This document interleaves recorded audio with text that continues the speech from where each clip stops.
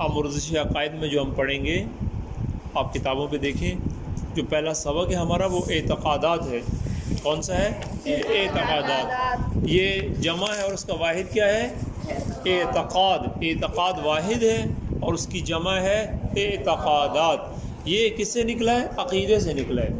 یہ جو کتاب کا نام ہے آمرزش عقائد، عقائد ہمارے عقائد کیا ہیں، اور ہمارے عقائد اصل میں کیا ہیں۔ دین نے ہمیں کیا بتایا کہ آپ کے عقائد کیا ہونے چاہیے، اور ہم نے پھر دین کو بتایا کہ ہمارا یہ عقیدہ ہے۔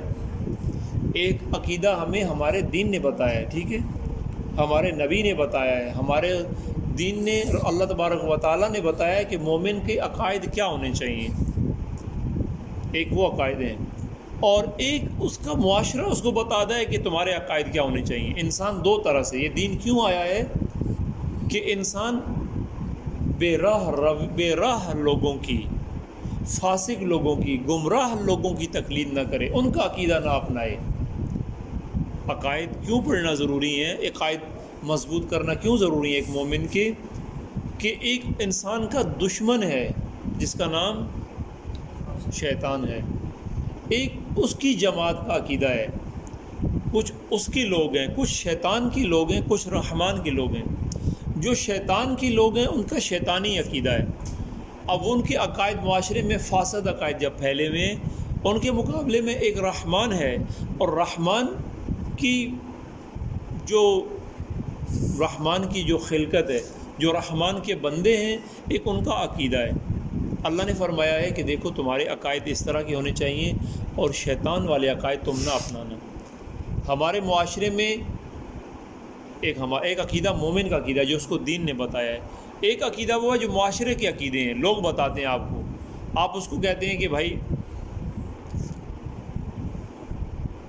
آپ اس کو کہتے ہیں کہ بھائی یہ میرا یہ عقیدہ، وہ کہتا ہے کہ نہیں بیٹا یار یہ کیا کر رہے ہو، یہ تھوڑا ایسا تھوڑا ہی ہوتا، آپ ایسا کرو۔ یہ ہمارے معاشرے میں ہمارے عقائد بگڑے ہوئے ہیں۔ ایک منٹ ہو گیا۔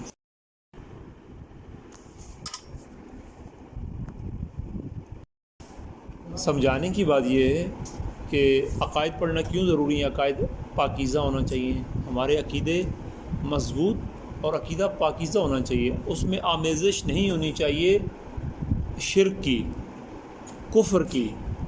یہ کیوں سمجھا رہا ہوں، جیسے آج ہمارے معاشرے میں بار میں، آپ بچے ہیں، جوان ہیں، اس بات کو غور سے سمجھیں کہ ہم لوگ زیادہ، جب ہمارا اپنا دین سے رابطہ نہیں ہوتا، جب ہمارے والدین اپنے گھر میں دین نہیں ہمیں سمجھا سکتے، خدا نخواستہ جب وہ نہیں دین پڑھے ہوتے، یا ہمارے علماء ہمیں نہیں سمجھا پاتے، یا ہم ان تک نہیں پہنچ پاتے، جب ہمارا اصلی عقیدہ ہم تک نہیں پہنچتا، پھر دشمن آپ پہ اپنا عقیدہ پہنچاتا ہے مختلف طریقوں سے، سوشل میڈیا کے ذریعے، ٹی وی کے ذریعے، موبائل کے ذریعے، معاشرے میں بے راہ رو لوگوں کے ذریعے، فاسق لوگ آپ کو تلقین کرتے ہیں، فیشن کے ذریعے، جو بدکاریاں ہیں ان کے ذریعے۔ پھر ایک الہی انسان جب وہ اصل عقیدہ اس کو معلوم نہیں ہوتا، اپنا دین اصل معلوم نہیں ہوتا، پھر یہ ان لوگوں کی تقلید کرتا ہے۔ یہ بہت سب سے خطرناک چیز یہ بنتی ہے۔ چلا دیے اوپر والا وال کیا اوپر، یہاں خطرناک چیز بن جاتی ہے کہ جب انسان، یہ باتیں غور سے سنیں اس کو، کہ جب ہمارے گھر میں ہمارا تعلیمی دینی ماحول نہ ہو، ہمیں عقائد ہمارے گھر میں مضبوط نہ ہو، خدا نخواستہ، یا ہمیں گھر سے عقائد کی تعلیم نہ ملے۔ اس کے بعد دوسرا ہمارا درسی نظام ہے، ہمارے اسکول، اگر ہمارے اسکول الہی سکول نہیں ہیں، اگر وہاں پہ اسلامی، دینی، الہی، ولایتی، امامت کی تعلیم نہیں ہمیں دی گئی، دین کی تعلیم ہمارے عقیدے کی نہیں دی گئی، خدا نخواستہ یہ دوسرا ظلم وہاں ہو جاتا ہے بچے کے اوپر۔ پہلا وہاں اس پہ ظلم ہوتا ہے کہ جب اس کے گھر میں اس کے عقائد ٹھیک نہ ہوں، یعنی عقائد ٹھیک سے مطلب یہ نہیں کہ گھر والے کافر ہوتے، نہیں، عقائد نہ پڑھنے کی وجہ سے گھر میں عقائد نہیں پڑھائے گئے، یا ان کو وہ بنیادی چیزیں تعلیم نہیں دی گئیں، یا والدین کی اپنی مشکلات۔ پھر اسکول ایسا کہ جہاں اسکول میں تعلیم نہیں دی گئی، یہ جیسے آج آپ کے معاشرے کے سب، جیسے آپ سب اسکولوں میں پڑھتے ہیں، آپ کے اسکولوں میں وہ تعلیم تو نہیں دی جاتی جو آپ کے عقائد کی تعلیم ہے، وہ تو ایک مشینی تعلیم ہے۔ پھر تیسرا یہ ہے کہ ایک موقع یہ ہوتا ہے کہ آپ کے علاقے میں علماء کون ہیں جو آپ کے امام جمعہ ہیں، امام مسجد ہیں، کوئی مدرس ہیں، کوئی مدرسہ ہے، پھر وہ کیا کراتے ہیں آپ کے لیے. یہ تیسری جگہ وہ ہوتی ہے. خدا نخواستہ اگر وہ بھی جگہ نہ ہو پھر انسان کو گمراہ ہونے سے کوئی بھی نہیں بچا سکتا. پھر اس کو اللہ سے دور کرنے کے لیے کوئی چیز نہیں روک سکتی. پھر اس پہ شیطان حملہ کرے گا، شیطان کے چیلے حملہ کریں گے، شیطان کے شاگرد حملہ کریں گے، شیطانی معاشرہ اس پہ حملہ کرے گا. کس کے ذریعے؟ ٹی وی کے ذریعے، موبائل کے ذریعے. موبائل میں فساد ہوتا ہے. بے عقل دوست، فاسق دوست، شرارتی دوست، یہ گندے دوست وہ سب سے زیادہ خراب کرتے ہیں. یہ آپ کے ہیں نا اسکولوں میں، آپ ادھر سے آتے چوترا سٹاپ پہ، اگر رنوترا سٹاپ پہ کھڑے ہوتے ہیں، ٹھیک ہے، پورا جتھا کھڑا ہوتا ہے موٹر سائیکلوں والا انتظار میں کہ ابھی بھائی صاحب آئیں گے، پھر ان کے ساتھ ریسنگ لگائیں گے. ٹھیک ہے، یہ ابھی آئیں گے آگے چوک پہ کوئی نہ کوئی آپ کا دوست کھڑا ہوگا موبائل لے کے، بھی ابھی حمزہ آئے گا، پھر دیکھتے ہیں کہ اس کے پاس موبائل ہے، کیا چیز ہے اس میں نئی آئی ہے، کوئی ٹک ٹاک دکھائے گا ہمیں. ٹھیک ہے، یا منتظر ابھی آتا ہے، دیکھتے ہیں کہ ابھی کون سی نئی گیم لے کے آیا، پب جی مثلا. ہے نہیں، میں ویسے ہی مثال کر رہا ہوں، مثال دے رہا ہوں نا آپ لوگوں کی، آپ بڑے ہیں نا، یہ ایک مثالی بات کر رہا ہوں سمجھانے کے لیے. دوسرا ہمیں کون خراب کرتا ہے؟ ہمیں سب سے زیادہ بے دین دوست خراب کرتے ہیں. کون خراب کرتے ہیں؟ بے دین دوست. جو دوست جو آپ کا دین آپ تک نہیں پہنچنے دیتے، آپ کو ہدایت نہیں پہنچ دیتے، آپ کو سب سے زیادہ وہ خراب کرتے ہیں. آپ کا ماحول پاکیزہ کرنے میں آپ کے دوستوں کا سب سے بڑا کردار ہے. اگر آپ کے دوست پاکیزہ نہیں ہیں، دیندار نہیں ہیں، سچ نہیں بولتے، جھوٹ بولتے ہیں، غیبت کرتے ہیں، چوریاں کرتے ہیں، ویلنگ کرتے ہیں موٹر سائیکل کی، اسپیڈیں لگاتے ہیں. میں بھی اسپیڈ لگاتا ہوں، لیکن اسپیڈ طریقے سے لگانی چاہیے. ٹھیک ہے، یہ ایسی اسپیڈ نہیں لگانی چاہیے جیسے یہ بھائی نے کل لگائی ہے پرسوں. ٹھیک ہے، تو پھر کیا ہوتا ہے؟ انسان اس سے سیکھتا ہے. یہ فیشن آتا ہے انسان میں، وہ جب فیشن لیتا ہے، یہ فیشن کے طور پہ ہم چیزیں لیتے ہیں اور وہ فیشن فساد ہوتا ہے. اللہ تبارک و تعالیٰ نے کہا کہ مومنوں کو یہود اور نصارہ تمہارے کبھی دشمن نہیں ہو سکتے، اس لیے ان کو فالو مت کرنا.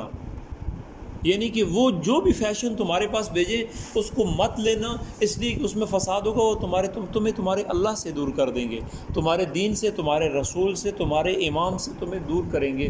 یہ انہوں نے اہتمام کیا ہے، انہوں نے پکا کام کیا ہے. لیکن ہمیں جب پیغام نہیں آتا، ایسا ہوتا ہے نائیوں کی دکان کے اوپر جائیں تو شوق سے پہلے کوئی گندی سی کٹ کرا کے آتا ہے، کٹورا کٹ کراتا ہے، کوئی ایک سائیڈ سے بال ادھر سے کر لیتا ہے، کوئی ادھر سے کر لیتا ہے. جیسے یہ جانور ہوتے ہیں نا، یہ گدھا ہوتا ہے، گدھے کے گردن پہ جیسے بال ہوتے ہیں کھڑے ہوئے، یہ ایسے مومن کے بچے ہمارے یہ جوان جو ہیں یہ ایسی کٹ کرواتے ہیں. وہ کہتے ہیں کہ یہ سارے کاٹ دیں، یہ سینٹر سے کھڑا ہو. یہ تو مومن کی پہچان نہیں ہے. یہ کس نے کیا؟ انگریز نے کیا. انگریز نے کیا، ہندوؤں نے کیا، انڈیا والوں نے کیا. اب کاپی کون کر رہا ہے؟ دندے والا شیعہ کا بچہ کر رہا ہے. ہمارا تو دین نہیں ہے. چلو مسلمانوں کو تو چھوڑے نا سب کو، ہم تو اپنی بات کر رہے ہیں.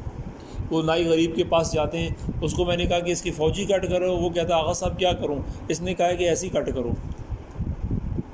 مثال ہے یہ ایک فساد کا ذریعہ. آپ کے دوست آپ کن کو کاپی کرتے ہیں؟ آپ کے اسکول کے دوستوں کو کاپی کرتے ہیں. وہ ایک جو فیشن لے کے آئے گا، ہم ہی سمجھتے ہیں کہ اچھی چیز ہے، جبکہ وہ بہت بڑا فساد ہوتا ہے، آپ کو خراب کرتا ہے.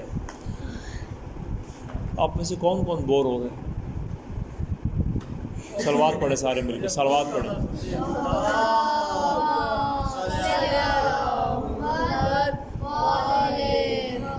یہ باتیں آج ابتدائی اس لیے بتا رہے ہیں کہ دیکھیں ہمارے عقائد، یہ آپ معاشرے میں جاتے ہیں نا، دین میں اللہ تبارک و تعالیٰ نے نماز کو مقدم کیا سب پہ، کہ نماز مومن سے کسی حال میں قضا نہ ہو.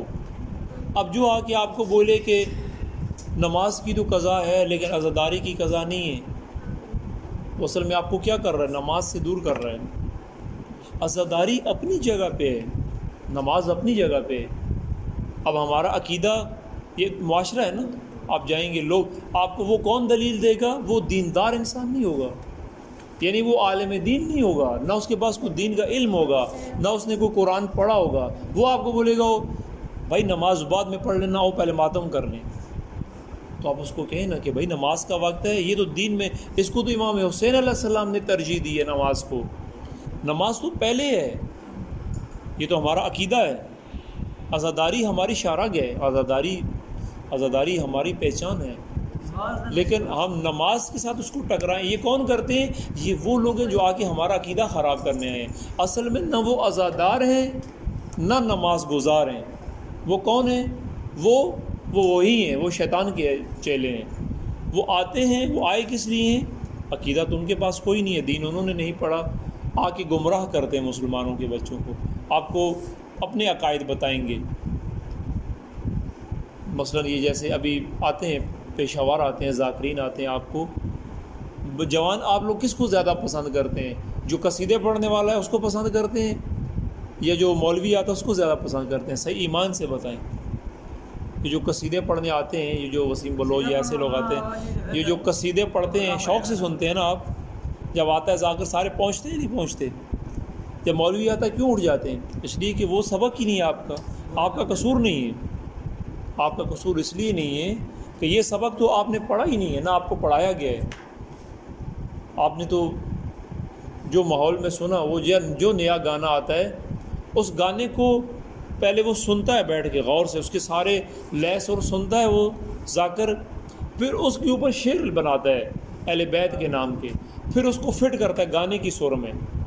جب یہ کبھی پریکٹس کرتے ہیں، آپ کو اگر خدا توفیق دے آپ جا کے دیکھیں کہ جب یہ قصیدہ تیار کرتے ہیں، خدا کی پناہ اس وقت اس ماحول میں بیٹھنے کو دل نہیں کرتا۔ یہ اس وقت اتنے بے حیا ہوتے ہیں، اتنے بے ادب اور بدتمیز ہوتے ہیں اس ٹائم پہ، کیونکہ ایک گانے کو قصیدہ بنا رہے ہوتے ہیں نا، تو وہاں یہ ہنستے بھی ہیں۔ یہ آج کل پیچھے ایک کسی خبیث نے، کسی جاہل نے، کسی دشمن دین نے، ایک ذاکر نے ایک گانے کے اوپر جناب علی اکبر کا مصائب پڑھا ہے۔ ایک پیچھے ایک گانا آیا ہے، اس گانے پہ مصائب پڑھا ہے، اور وہ میرا جو بھانجا آیا ہوا تھا علی، وہ بھی اس کو بڑے خوشی سے مجھے کہتا تھا کہ ماموں مجھے یہ ڈاؤن لوڈ کر کے دو۔ علی کو جانتے ہیں نا؟ ہاں کون سا ہے یہ؟ اس کی جو ٹون ہے یہ ایک گانے کے اوپر ہے، اگر وہ آپ گانا لگا لیں سادے، آپ یہ دیکھیں نا، اب یہ ظلم نہیں ہے؟ یہ جناب علی اکبر کی شہادت کتنی عظیم شہادت ہے۔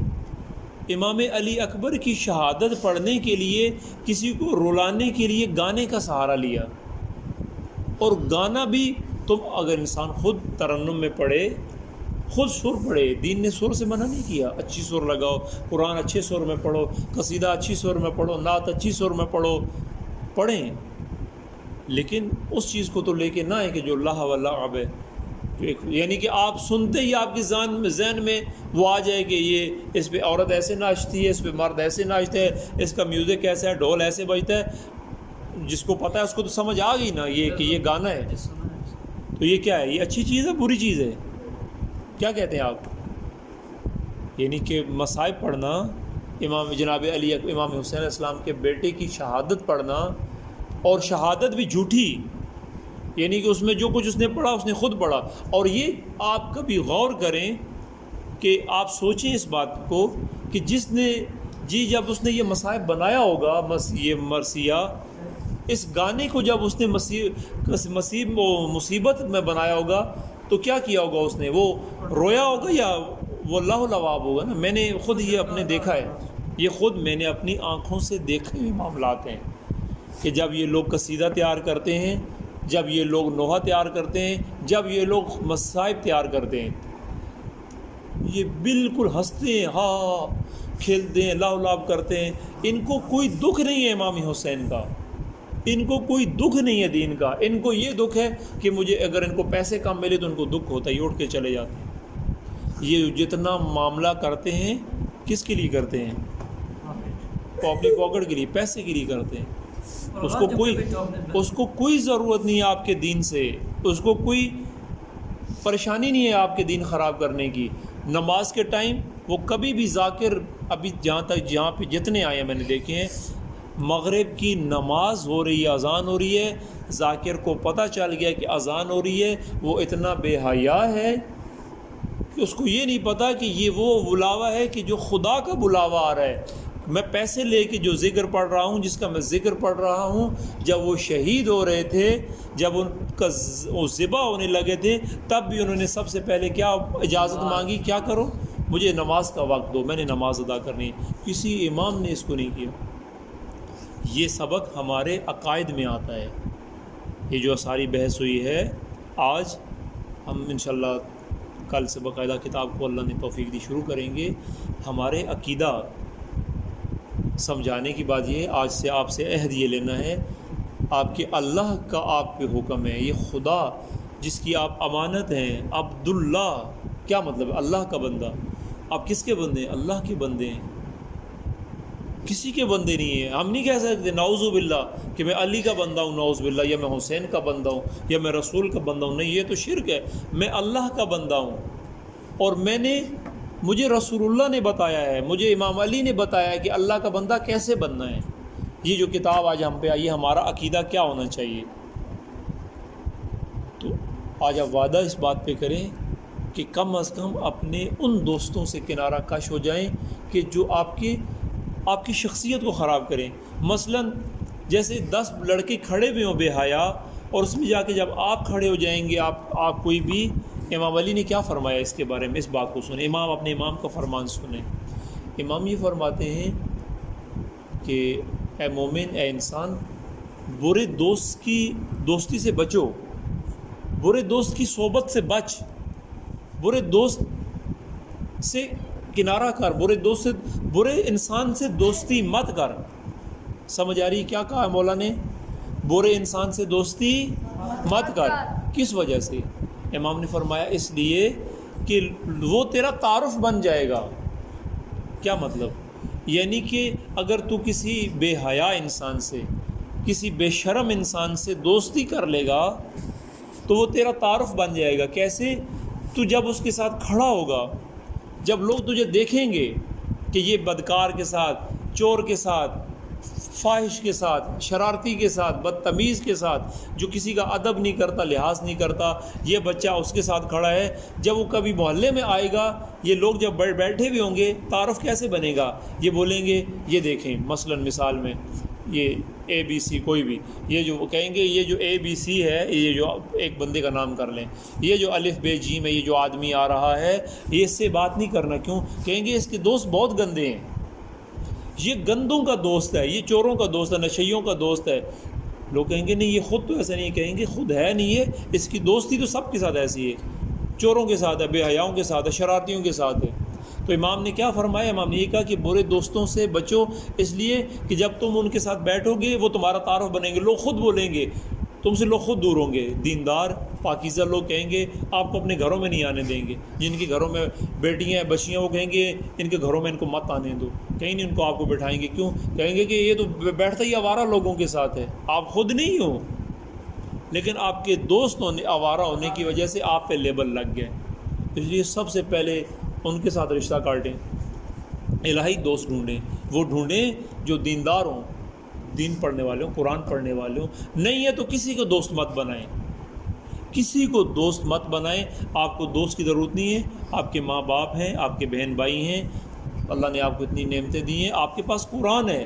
جس انسان کا کوئی دوست نہیں ہے وہ قرآن کو دوست بنائے، کہ قرآن جب یہ قیامت کا دن آئے گا، قرآن کے بارے میں قرآن میں لکھا ہے، قرآن کے بارے میں لکھا ہے کہ یہ قرآن ایک نورانی چہرے میں ایک شکل، ایک جوان آدمی کی شکل اختیار کرے گا یہ قرآن۔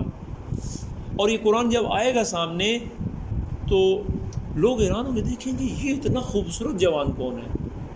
سب لوگ کہیں گے کہ کوئی بند کہے گا کہ کوئی پتہ نہیں اللہ کا بہت بڑا پیغمبر ہے، یا کوئی نبی ہے، کوئی ولی ہے، کوئی امام ہے، لوگ یہ کہیں گے، باتیں کریں گے۔ جب گزر رہا ہوگا سامنے سے ایسے لوگوں سے قرآن شکل میں مجسم ہو کے، اتنا نورانی اور خوبصورت ہوگا، لوگ عجیب باتیں کریں، کہیں گے کہ یہ کون ہے عظیم چہرے والا ہے انسان۔ تو وہ چلتا چلتا چلتا چلتا چلتا خدا کی بارگاہ میں اس جگہ پہنچے گا جہاں پہ تخت لگا ہوگا، یعنی اللہ تو اگر عقیدہ رکھتا ہے کہ اللہ بیٹھا ہوگا کرسی لگا کے، تو نہیں، اللہ جسم نہیں رکھتا، اللہ ہاتھ نہیں رکھتا، اللہ پاؤں نہیں رکھتا۔ اگر اللہ ہاتھ یا پاؤں رکھے تو پھر وہ اللہ نہیں ہے، مخلوق ہے۔ ہاتھ اور پاؤں کس کے ہوتے ہیں؟ ہمارے ہیں نا، انسانوں کے ہیں۔ ہاتھ کی کس کو ضرورت ہے؟ قاسم کو ضرورت ہے، شمشیر کو ضرورت ہے، مجھے ضرورت ہے۔ جیسے ہم کھانا کھاتے ہیں، کام کرتے ہیں، یہ تو انسان کے لیے۔ اگر ہم اللہ کے لیے چیزیں کریں تو اللہ پھر اللہ نہیں رہتا۔ اللہ کا نہ ہاتھ ہے، نہ پاؤں ہے، نہ آنکھ ہے۔ اس کی آنکھ نہیں ہے پھر بھی دیکھتا ہے، یہ اللہ ہے۔ اس کے کان نہیں ہے ایسے، اللہ پھر بھی سنتا ہے، سب کو دیکھتا ہے۔ یہ باتیں ہنسنے کی نہیں، سمجھنے کی ہے۔ تو اس اللہ کی بارگاہ میں جب یہ خوبصورت جوان جائے گا، لوگ حیرت کریں گے۔ جب وہاں پہنچے گا تو لوگ یہاں پہ جب باتیں کر رہے ہوں گے تو حکم ہوگا کہ بھائی دیکھو، یہ پتہ ہے کون ہے؟ یہ قرآن ہے۔ کون ہے؟ قرآن ہے۔ اور وہ قرآن پھر لوگوں کے بارے میں بتائے گا، کہے گا کہ اللہ میں بتاتا ہوں تجھے کہ کس کس نے میرا حق ادا کیا، کس کس نے دنیا میں مجھے اپنا دوست بنایا۔ جس نے اب وہ جس کا نام قرآن لے گا کہ اس نے مجھے اپنا دوست رکھا، مجھے راتوں کو اٹھ کے تنہائی میں میرے ساتھ بات کرتا تھا، مجھے پڑھتا تھا، روتا تھا، میرے ساتھ بیٹھ کے گفتگو کرتا تھا، گپیں لگاتا تھا، رات کو تاریکی میں دنیا سو رہی تھی، یہ میرے ساتھ بیٹھ کے وقت گزارتا تھا، صبح اٹھتا تھا یہ قرآن جوان خوبصورت نام بتائے گا، کہے گا یا اللہ۔ اب وہ بندہ جیسے مثال ہے، ایک بندہ جہنم اس کے لیے شاید اللہ نے لکھ دی کہ اس کو جا ڈالو آگ میں، پروردگار قرآن کہے گا پروردگارہ نہیں، ابھی تو اس نے میرا حق تو جو میرے ساتھ اس نے وقت گزارا ہے میں اسے کیسے جانے دوں آگ میں۔ تو اس طرح یعنی ایسے کو دوست بنائیں جو آپ کو آگ میں جانے سے بچا لے۔ اور وہ آگ پتہ ہے کیسی ہے؟ یہ آپ گھروں میں آگ ڈالتے ہیں نا، اس آگ میں ہاتھ نہیں انسان ڈال سکتا۔ ڈال سکتا ہے؟ کتنی دیر ڈالے گا؟ نہیں ڈال سکتا۔ اور وہ آگ ایسی ہے کہ جو اس سے سخت ہے، بہت سخت ہے۔ اس آگ میں تو لکڑیاں ڈالی جاتی ہیں، اس آگ میں پتھر ڈالے جائیں گے۔ اللہ وقودھا الناس والحجارہ، اس کا جو ایندھن ہے وہ ناس انسانوں کو ڈالا جائے گا، اس کو بھڑکانے کے لیے لوگوں کو ڈالا جائے گا، اور پتھر ڈالے جائیں گے، اور وہ آگ اور تیز کی جائے گی، اور وہ کہے گی حل من مزید، یا اللہ اور بھیج، یا اللہ اور بھیج۔ ایسے ماحول سے بچنے کے لیے آج یہ باتیں سمجھانے کا، اپنی زندگی کو پاکیزہ بنا لیں۔ اس درس کو حاصل کرنے سے پہلے اپنا دل پاک بنا لیں۔ بدتمیزیاں چھوڑ دیں ماں باپ سے، بے ادبیاں چھوڑ دیں بڑوں سے، چھوٹوں کو مت مارا کریں، بہنوں کو، بھائیوں کو، ماں باپ کی بات مانا کریں۔ وہ دوست جو غلط مشورہ دے اس کو وہی منع کرو، ان کو بولو کہ نہیں۔ بے حیا دوستوں کو سب سے پہلے ترک کر دو، نہیں ترک کرنا چاہتے ان کو اصلاح کرو، ایک دفعہ ان کو اصلاح کرو، تبلیغ کرو، ان کو کہو جی بھی یہ بات آپ قرآن پڑھا کریں، دین پڑھیں، نماز کا وقت ہے، ان کو یہاں آؤ جی نماز پڑھیں۔ جو آپ کے ساتھ اللہ، جو آپ کے لیے اللہ کے راستے میں آپ کے ساتھ آئے وہ آپ کا دوست ہے، اس کے ساتھ دوستی رکھیں۔ ٹھیک ہو گیا جی؟ آج کے لیے یہی درس تھا۔ ان ابتدائی باتوں کو ذہن میں رکھیے، ان کو سوچیں آج رات کہ آغا صاحب نے کیا بتائی باتیں، پھر روز اس کو تکرار کرنا ہے، یہ باتیں بھولنی نہیں ہے، رات کو اس کو یاد کرنا ہے، پھر صبح اٹھنا ہے کہ رات کو درس میں کیا باتیں کی تھی۔ دن میں آپ کو سب سے زیادہ جو اس وقت خطرہ ہے جن لوگوں سے، وہ شیطان سے۔ شیطان، اور شیطان کیسے آئے گا؟ شیطان کسی انسان میں گھستا ہے، کسی نہ کسی چوک پہ آپ کے۔ یہ صبح سویرے چوکوں پہ مت کھڑا ہوا کریں، اسکول میں جاتے ہیں تو سیدھا اسکول کے اندر جائیں، وہاں سے بچیاں گزرتی ہیں، آپ کی بہنیں گزرتی ہیں، لوگوں کی بہنیں گزرتی ہیں۔ آپ دوسروں کی ناموس کی، دوسروں کی بہنوں کی عزت کی حفاظت کریں گے تو آپ کی بہنوں کی بھی کوئی عزت کی حفاظت کرے گا، اس بات کو ذہن رکھیں۔ اگر آپ دوسروں کے بے حیا لوگوں کے ساتھ چوک میں کھڑے ہوں گے تو یہ یاد رکھیں، یہ آپ جو سارے بیٹھے ہیں آپ سب کی بہنیں گزرتی ہیں وہاں سے، تو آپ سب پہ واجب ہے، یہ جتنے پہ سب کی گزرتی ہیں نا، تو یہ آپ نے دفاع کرنا ہے۔ کوئی کھڑا ہو اس کو بھی منع کریں، اس کو بولیں اسکولوں کے سامنے مت کھڑا ہو، چوک پہ مت کھڑو، شکیل کی دکان کے سامنے مت کھڑا ہونے دیں کسی کو، بولیں جی اندر جائیں سارے۔ آپ 4 5 6 لوگ جب کھڑے ہو کے بات کریں گے سب ٹھیک ہو جائیں گے۔ جب چھٹی ہوتی ہے لڑکیوں کو اسکول کی طرف مت جائیں، بچیوں کی طرف، اس لیے کہ اپنی نگاہ کو پاکیزہ بنائیں۔ یہاں یہ ہمارے عقائد ہیں۔ ٹھیک ہے جی، انشاءاللہ تبارک و تعالیٰ نے چاہا تو ہم جب جلد اپنی کتاب کو شروع کریں گے۔ اللہ تبارک و تعالیٰ سے دعا ہے کہ اللہ تبارک و تعالیٰ ہمارے دلوں کو پاکیزہ بنا دے، آمین بولیں۔ اللہ تبارک و تعالیٰ سے دعا ہے کہ اللہ ہمارے دلوں کو پاکیزہ بنا دے، ہمیں علم حاصل کرنے کی توفیق عطا فرمائے، اپنے والدین کے احترام کی توفیق عطا فرمائے، اللہ تبارک و تعالیٰ ہمیں سچا مومن فرمائے۔ سب دعا کریں کہ اے پروردگارہ ہمیں پاکیزہ بنا دے، پاک نیک انسان، تاکہ ہم اصل میں امام زمانہ کے سپاہی بن جائیں۔ کیا بن جائیں؟ امام زمانہ کے سپاہی۔ ہمارا